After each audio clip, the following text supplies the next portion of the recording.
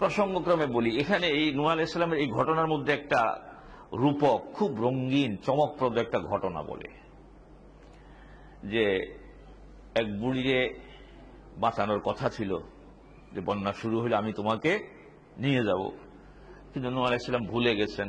বন্যা পরবর্তীতে একদিন হঠাৎ মনে হয়েছে যে আমি তো ওই বুড়িকে ওয়াদা দিয়েছিলাম তাকে রক্ষা করবো, নৌকাতে উঠাবো, কিন্তু আমি তো ভুলে গেছি।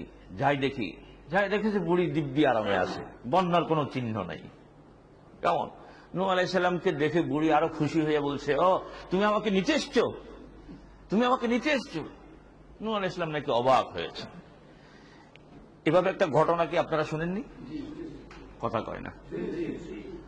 আচ্ছা, ওমা গত জুমায়ও শুনছে, দেখছেন তো। এখন আমি কইলে আপনারা রাগ হইবেন, কিন্তু এই ঘটনা ঐতিহাসিকগণ, মুফাসসিরগণ, মুহাদ্দিসগণ, ইসলামিক স্কলারগণ বলেছেন সম্পূর্ণ বানোয়াট, ভিত্তিহীন।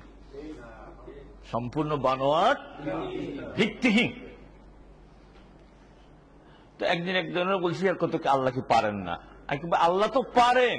ইন্নাল্লাহ আলা কুল্লি শাইইন কাদির। এটা আল্লাহর পক্ষে অসম্ভব নয়। তামাম পৃথিবী ডুবিয়ে দিবেন, একটা মহিলাকে আরামে রাখ, এটা আল্লাহর পক্ষে সম্ভব, কিন্তু আল্লাহ করেছেন কিনা এটাই তো মূল কথা। কি আল্লাহর সুন্নাত তো ভিন্ন।